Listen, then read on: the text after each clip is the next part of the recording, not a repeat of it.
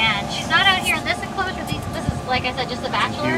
But if you head out on Africa Trail, if you decide to try that out, you may just see a newborn calf. You never know. Every day is a little different. But like I said, we were started as a breeding facility. We were started by a man named Dr. Charles Schroeder, who was a veterinarian but also a director at the San Diego Zoo. And he started our facility to go with that facility, give these animals a very natural lifestyle, and encourage them to have babies. And I'm telling you, we have babies born almost every day. In fact, there's a newborn Nile Lechwe nursing on mom right down there at the base of the hill. See that little tail going like a little helicopter? That's always so cute to see. It's a good sign that he's enjoying his nursing. Do they sleep out here at night? Yes. These animals are out here 24 hours a day in all weather. That's why we do give them trees. It gives them shelter from the sun or from the winds and rains. But most of these animals would be out in an open grassland where they would deal with those things anyway. So it's very much close to their natural habitat, basically, and natural behaviors. So again, that's a Nile Lechwe down there nursing, which is super fun to be able to see that. Now, babies of that size, the baby is she's probably over here, where the rest of her herd is over there, because she's tucked that baby away in a little nook or a cranny. She's hid it, basically like as if it's a rock or a branch or a clump of dirt. Because if that baby is basically walking around showing off, predators are going to notice it. They're going to try to eat it, and that baby is not going to survive. So babies basically play hide and seek in many of the antelope species that you'll see here. Nice. Let's keep going. You guys don't reenact like natural lion hunting. No, we don't tease our animals that way. But you don't keep your lions and your antelope together. No, we do give them enrichment, and the best way we can reenact, as you might, natural hunting behaviors for our lions. We give them big plastic toys, and they treat it like it's a kill. Scratch it and bite it and kick it and stuff. But for the most part, these animals are very vigilant. They still smell and hear, and sometimes even see their predators, like the lions. Because the lions, you see where that little flat green area is, where all the people are standing just over the top of this little hill here? Yes. Right on the other side, that's where the lions are. Lions roar travels about 6 miles in the savannas of Africa. So there's no chance that these animals don't know that lions are right there.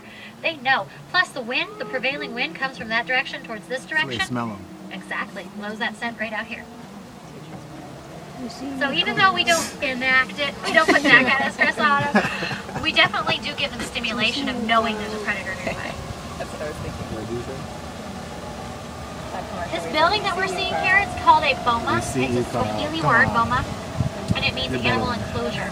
And it's kind of like a field hospital. We might, if we, for example, have a pregnant mom giraffe, we put her in there so we have a controlled situation when the baby is born.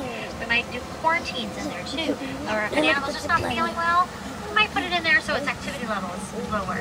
So that's some ways we use that building.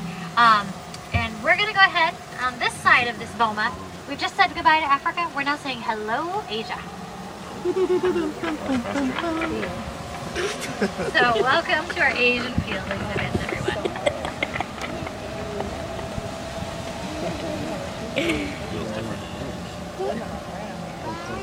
As some of you just heard, maybe even saw some folks going down on our flight line. We might see that again as we're out here today for the next like 45 minutes or so. But basically, we're going to go all the way to the other side of this enclosure. You'll see the road over there. We're going to turn around. We're going to come back this way. So we have a lot of ground to cover. So I am, for part of our journey, going to keep us moving nice and smooth. But we will turn around and we'll get to see animals both ways. So if I miss something you're curious about, don't worry. We'll try to get it on the way back. So watch the flight line, by the way. Enjoy it. This is the longest zip line experience in the lower 48 states here in North America. Really? It's 2/3 of a mile, so it's a record holder. Really, really fun. And so you can see from the start right up there to right down here. And it looks like the truck's leaving, so I think they just did their last folks. So it might be a while before we see someone. So another thing that I wanted to point out is this really interesting deer that's right here on this hillside here. This is called a Père David's deer. And Père David's deer are named after actually a French missionary. Anybody speak French? Oui. Oui? That's it. That's it? Okay. I know oui, oui. Yeah. So anyway, Père David means Father David. He was a French missionary. He also was a naturalist. He actually worked kind of like the equivalent of the French National Museum of History, basically.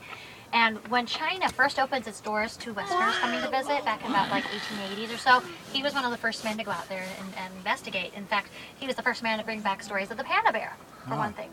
But one of the places he visited was the Imperial Collection of Animals, basically a hunting preserve just for the Emperor of China. No one else was allowed to hunt there without some pretty big consequences, basically, even death possible. So he managed to get in there somehow, managed to take a look at all these animals, and somehow, eventually, realized, well, first of all, he realized this was a unique animal. No one had seen anything quite like them, and they're really unusual when you get close to them. They don't look like deer. In fact, their Chinese nickname means it says Sibu Sen, and it's basically means none of the four is a rough translation, because they don't look like deer, they don't look like horses, they don't look like anything. Kind of looks like a sheep. Kind of does, yeah. So really, he realized, okay, this is something totally new. So he managed somehow to eventually get several breeding pairs of these back to Europe. Right after his visit, relatively speaking, a flood came, then a famine came, and then the Boxer Rebellion hit. And these animals were wiped out, because what better way to get back at an emperor that, you think is responsible for really hurting your people than to eat his private hunting reserve, his private stuff. So essentially, these deer were wiped out. Today, they only exist because one man had that kind of a vision of saving them, having them all in one place. Not all our eggs were in one basket. Look at the zip liners. Oh, there they go, man. Oh, you can always tell the employees, by the way, they might ride a little funny compared to the rest. So, okay. Yep, there goes one. Laying down. Uh-huh. Yeah. Are those are the employees? Usually, yeah. If you see them doing something like that, they have different harnesses than you would have, so they can do stuff like that. But anyway, so these deer are now free running again in China. There are some places where you can find semi-wild pair David's deer, which is amazing. It's a really cool deer. You might also, if you see them walking around, you might take a peek and see if you can see their feet.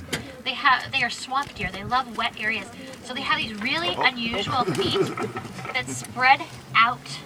Anybody ever use snowshoes? Yeah? Walk on top of the snow because it spreads your body weight out, right? So you don't sink down.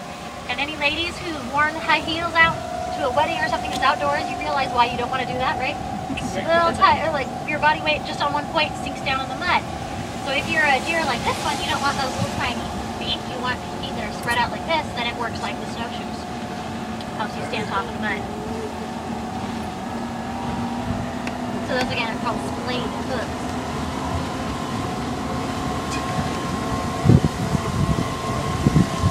Now we're gonna head on and see if we can find maybe some rhinos out here, some other animals that are pretty interesting. Right down below us we have a caravan safari truck again. They're heading out here, checking out some of the animals, also seeing that maybe some rhinos are hungry for apple slices. They're kind of like the ice cream truck.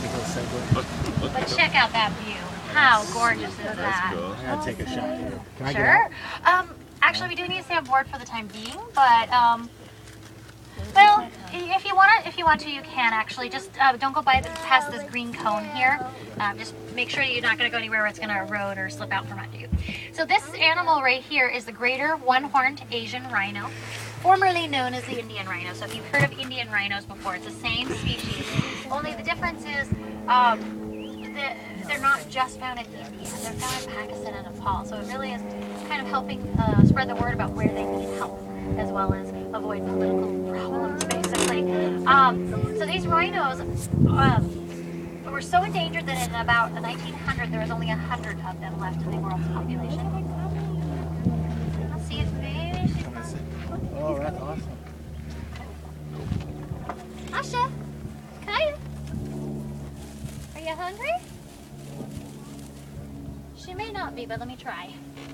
Asha, Kaya.